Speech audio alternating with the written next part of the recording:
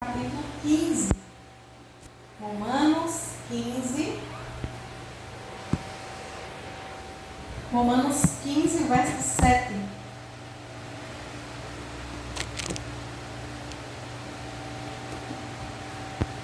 Já oramos. Então vamos ler a palavra. Todos encontraram? Amém. Irmão Paulo, por favor, leia para nós 15:7 de Romanos. Portanto, aceitem-se uns aos outros da mesma forma que Cristo os aceitou, a fim de que vocês glorifiquem a Deus. Amém. A linguagem que o irmão Paulo leu falou aceitem. Tem alguém que tem uma outra linguagem diferente? Portanto, acolhei-vos uns aos outros, como também Cristo nos acolheu para a glória de Deus. Muito bem, irmão Josemi, muito obrigada. Na linguagem que o irmão Josemi leu, é a linguagem que vem a calhar com o tema de hoje. Acolham uns aos outros. E por que devemos fazer isso? O próprio texto responde. Porque o próprio Jesus nos acolheu, nos aceitou. Amém? Irmãos, nós necessitamos acolher uns aos outros, não é porque nós somos bonzinhos, nem somos engomadinhos, não. É porque na nossa vida nós tivemos a prova prática de acolhimento por parte de quem? De Jesus. Foi Ele que nos acolheu quando nós não valíamos nada. Hoje também a gente continua não valendo nada, humanamente falando, né? Mas foi Ele que entregou tudo dele quando a gente não queria nada dele. É nesse sentido que eu estou falando. Porque diante de Deus nós somos muito valorosos, nós somos muito importantes, muito especiais. Mas por conta da condição pecadora que nós somos, não há mérito em nós sermos bons, acolhedores, sermos amáveis. A gente só consegue fazer isso com o trabalhar de Deus na nossa vida. E sabe esse texto que os irmãos leram para nós? Esse é um texto que foi o apóstolo Paulo que precisou falar para os gregos e gentios da época, porque na igreja em que Paulo congregava, estava havendo muito conflito entre irmãos. Os motivos nós sabemos, né? Gentios não estavam se dando bem com a irmandade e vice-versa. Porque judeus acreditavam que eram dignos da salvação, mas que todos os outros povos eram inaceitáveis. E ali os irmãos, eles se batizavam, eles adentravam na comunidade cristã, mas quando sentavam nos bancos, haviam olhares atravessados para eles. Havia acepção de pessoas. Quando eles tinham que participar de algo naquela igreja, não era algo bem visto, porque tinha irmã Graça, aqueles atritos de irmãos. E Paulo chegou para eles e disse assim: olha, Romanos 15:7, acolham uns aos outros, como também Cristo acolheu vocês para a glória de Deus. Parem com isso, irmãos. As pessoas, elas estão aqui sedentas da palavra de Deus, elas querem amor, elas querem cuidado, elas querem atenção.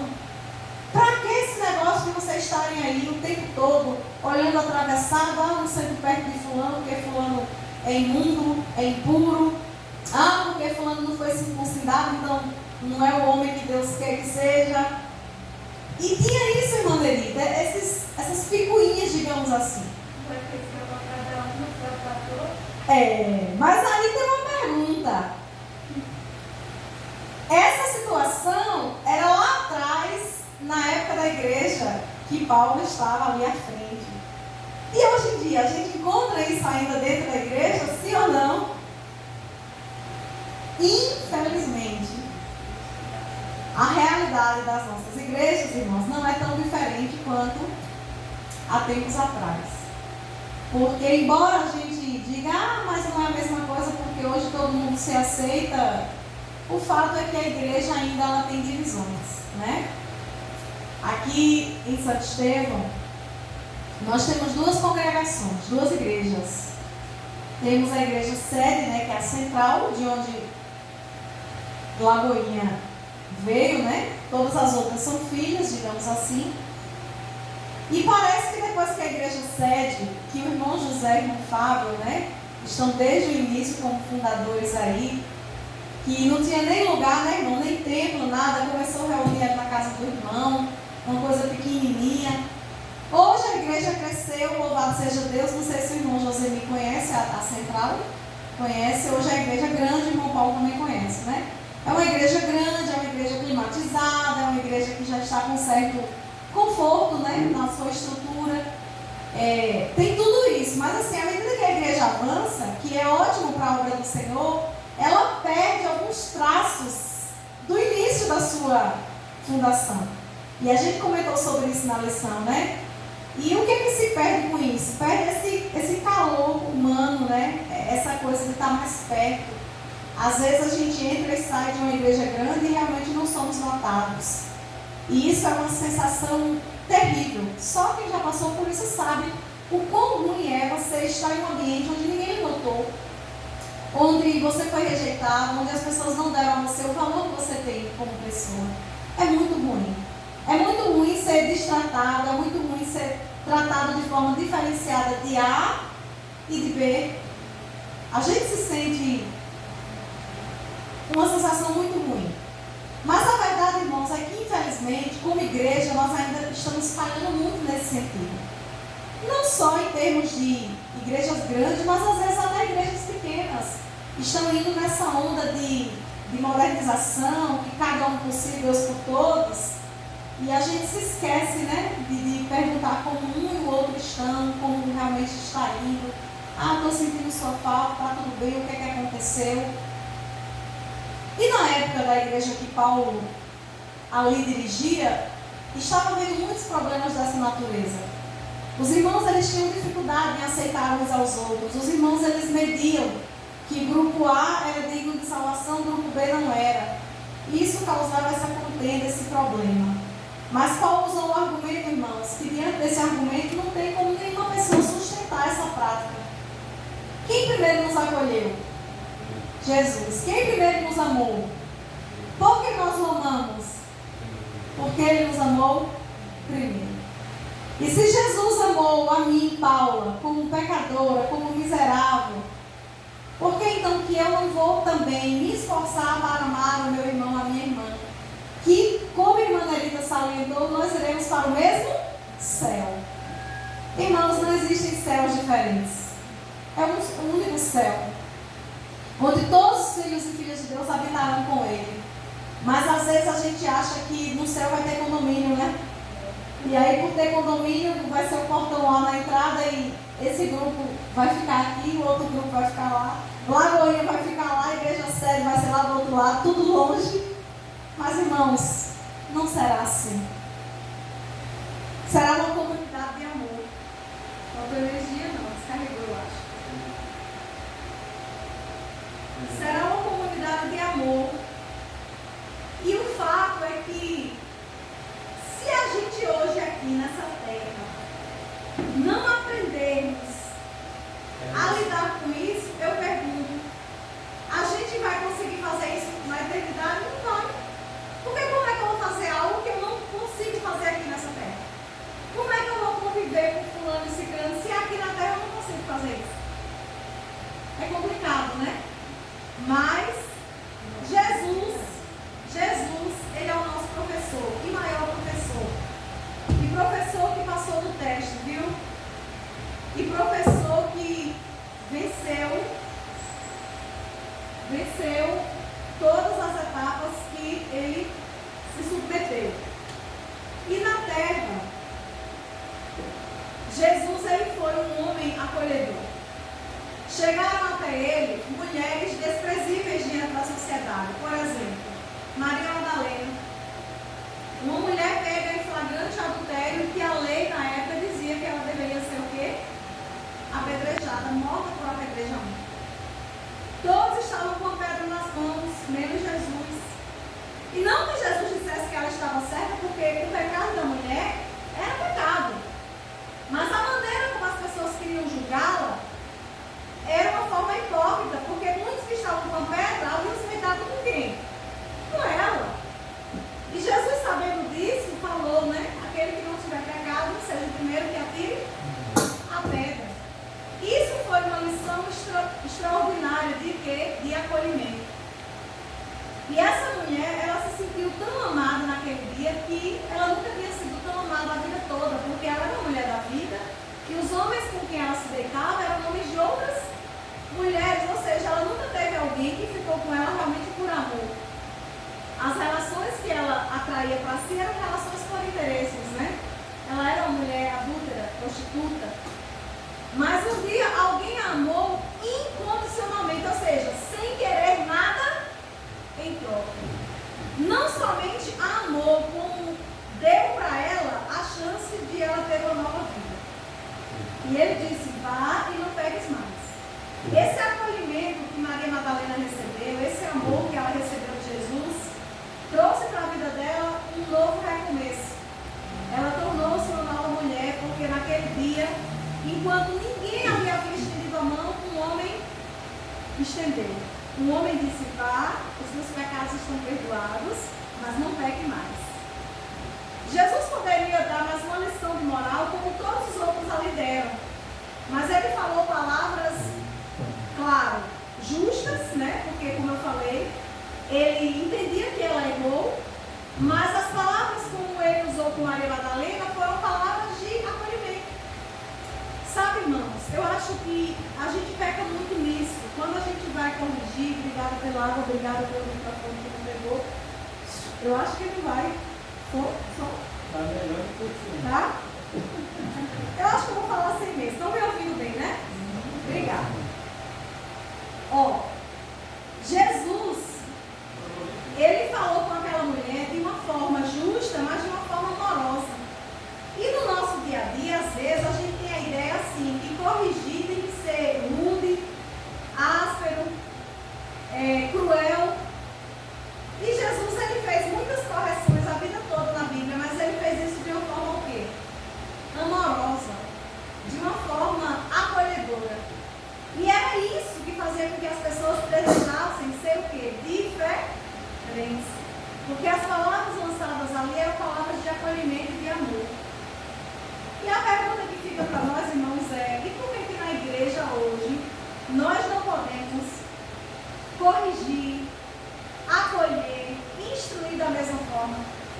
Por que a gente tem que chegar para alguém e destruir logo ali a pessoa sem nem ao menos, né, se colocar no lugar dela? Às vezes a gente julga alguém pela roupa e, claro, na intenção de corrigir, a gente se sente melhores que a outra pessoa por não estar vestida segundo o nosso olhar adequadamente. Sendo que às vezes a roupa está lá no mocotó, né? No tornozelo. Mas a língua está lá na porta. Adianta? Não, né, irmã? Não adianta. Então, em outras palavras, Jesus ele condenava essa forma de hipocrisia, né? Que os fariseus queriam pregar. Mas a Bíblia diz, né? E a mensagem de hoje diz que Jesus, na terra, ele teve um lar de acolhimento. Alguém lembra qual foi a família que acolheu Jesus? Que Jesus era amigo deles? Lázaro. Muito bem, era Lázaro. A Bíblia diz que Lázaro não era só um ouvinte, não era só um seguidor de Jesus. Lázaro era amigo. Até porque quando ele faleceu, que foram chamar Jesus para curar, diz: olha, Lázaro, teu amigo, ele morreu, ele está doente, está muito mal, né? Então assim, Jesus ele frequentava a casa de Lázaro, e a gente fica se perguntando por que era uma casa que Jesus frequentava, por que era uma casa dentre tantas que existiam na época e Jesus estava lá. Porque certamente a casa de Lázaro, Maria, Marta, né, que eram os 3 irmãos, era uma casa que oferecia para Jesus o quê? Acolhimento. E acolher é diferente de ir para comer. Não é só ir lá e chegar, vou almoçar algo gostoso, vou comer um lanche ali. Não. Acolhimento é muito mais do que isso. É você se sentir seguro naquele lugar. É você se sentir que você não está sozinho. Mas se você precisar de qualquer coisa, aquelas pessoas que estão ali com você, elas estão ali para o que der e vier. Então Jesus ele era frequentador da casa casa, do lar de Lázaro, porque ele era amigo. E muitas vezes, né, Jesus andava muito no mar, nas estradas, nas ruas. E talvez fosse ali na casa de Marta, Maria e Lázaro em que Jesus encontrava aquela privacidade que ele não tinha fora, né? Porque era cercado de multidões. Então Jesus precisava daquele momento ali de repouso, de tranquilidade, de descanso. E era na casa de Lázaro que ele tinha esse lugar dessa forma, né? Cansado, desejando um repouso, era ali que ele recebia o acolhimento sincero de uma amizade pura. O livro Desejado de Todas as Nações, página 418, diz assim, no lar de Lázaro, Jesus muitas vezes tinha encontrado repouso. O Salvador não tinha. Dependia da hospitalidade de amigos e discípulos. Então, a gente sabe que Jesus não tinha morada na terra, ele não tinha casa. Mas ele se sentia em casa, na casa dos seus amigos. E nós estamos sendo amigos que alguém ao olhar para nós nos vê como amigos de verdade? Como irmãos que realmente acolhem? Ou será, irmãos, que se a gente pensar em passar por uma dificuldade, a gente se sente sozinho, mesmo estando rodeado de pessoas? Quem ficará ao nosso lado quando ninguém estiver ao nosso lado? Essa é uma pergunta muito importante para a gente fazer e se fazer da forma assim: eu estarei ao lado de quem quando a pessoa não tiver absolutamente nada? Será se eu serei colo? Será se eu serei abrigo? Será se eu serei ouvido? Porque às vezes as pessoas não querem nada de bens materiais, elas querem apenas serem ouvidas. Às vezes as pessoas não querem a comida da nossa casa, elas querem apenas que a gente dê para elas uma palavra o quê? Amiga. Às vezes as pessoas não querem sair conosco para comer uma pizza, um pastel ou uma vitamina de banana. Às vezes elas querem apenas uma companhia. Uma companhia que possa ouvi-las, que possa orar com elas ou que simplesmente possa dar apenas um abraço. Vivemos em um mundo carente, irmãos. Sim, um mundo carente, um mundo solitário. E vale lembrar que solidão não é estar só. Solidão existe mesmo quando nós estamos cercados de pessoas. E essa é a pior solidão. É a solidão que você está sentado aí no banco, mas parece que a igreja não vê o que você está precisando. Não vê como foi sua semana, porque ninguém lhe liga, ninguém lhe passa um WhatsApp, ninguém sabe de nada. Ninguém sabe que você ficou doente ou que não ficou, nem se você comeu ou que você não comeu. Solidão é isso, é quando a gente vive cercado de pessoas, mas ainda assim a gente não tem aquele contato que deveríamos ter.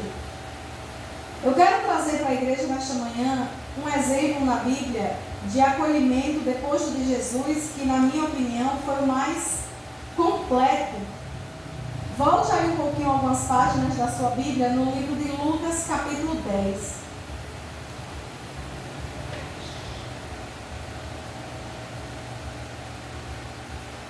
Lucas, capítulo 10. É uma história muito conhecida. Mas talvez você nunca tenha parado para pensar que este homem, ele foi uma das primeiras igrejas acolhedoras da Bíblia. Na minha Bíblia aqui o título é O Bom Samaritano.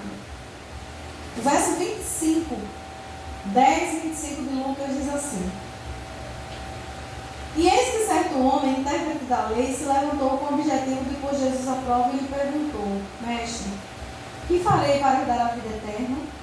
Então Jesus lhe perguntou: O que está escrito na lei? Como você entende? Aí isto respondeu: Ame o Senhor seu Deus de todo o seu coração, de toda a sua alma, com todas as suas forças e todo o seu entendimento. E ame o seu próximo como você ama a si mesmo. Então Jesus lhe disse: Você respondeu corretamente, faça isto e você viverá. Mas ele, querendo justificar-se, perguntou a Jesus: E quem é o meu próximo? E Jesus prosseguiu dizendo: Um homem descia de Jerusalém para Jericó e caiu nas mãos de alguns ladrões. Estes, depois de lhe tirar a roupa e lhe causar muitos ferimentos, retiraram-se, deixando-o semi-morto. Por casualidade, um sacerdote estava descendo por aquele mesmo caminho e, vendo aquele homem, passou de largo. De igual modo, um levita descia por aquele lugar e, vendo, passou de largo. Certo samaritano que seguia o seu caminho passou perto do homem e, vendo, compadeceu-se dele. E, aproximando-se, fez curativos nos ferimentos dele, aplicando-lhes óleo e vinho. Depois colocou aquele homem sobre o seu próprio animal, levou para uma hospedaria e tratou dele. No dia seguinte, separou 2 denários e os entregou ao hospedeiro, dizendo: cuide deste homem, e se você gastar algo mais, darei o reembolso quando eu voltar. Então Jesus perguntou: qual destes 3 parece ter sido próximo do homem que caiu nas mãos dos ladrões? O intérprete da lei respondeu: o que usou de misericórdia para com ele. Então Jesus lhe disse: vá e faça o mesmo. Esse homem aqui da história, especificamente o samaritano, ele foi um homem que cumpriu o papel da igreja acolhedora. Ele viu um homem caído na estrada. Homem esse que, digamos assim, era tido como inimigo, porque samaritanos não se davam bem com os judeus. Mas aquele homem, ele não reparou a sua nacionalidade nem a sua etnia. Ele simplesmente chegou ali, cuidou das feridas. A gente sabe que alguém ferido, o sangue está ali, o sangue fede, o homem todo acabado. A Bíblia diz que esse homem cuidou detalhadamente dos ferimentos, pegou aquele homem no colo, porque o homem estava quase morto, colocou sobre o seu animal e saiu conduzindo aquele homem. Chegou em uma hospedaria e pagou a hospedaria para aquele homem ferido. E ainda disse assim: o que for preciso para esse homem pode fazer, porque quando eu voltar aqui da viagem, eu pagarei tudo que vocês gastarem, em outras palavras. Irmãos, nos dias de hoje é fácil a gente encontrar alguém que faria isso? Vamos ser realistas, né? O fato é que às vezes alguém chega até nós e fala algo e a gente diz assim: ai, irmão, eu vou orar. Bate nos ombros, eu vou orar por você. Quando naquele momento a pessoa não está. Claro que oração, eu não vou dizer que oração não é bom, mas a pessoa naquele momento ele está com uma necessidade. Será se esse bom samaritano ele olhasse e dizia: ó, vou fazer uma oração por você e deixar o homem lá caído, era isso que ele precisava? Não ia resolver. Ele ia ficar lá e talvez viesse até a morte. Mas esse homem, ele agiu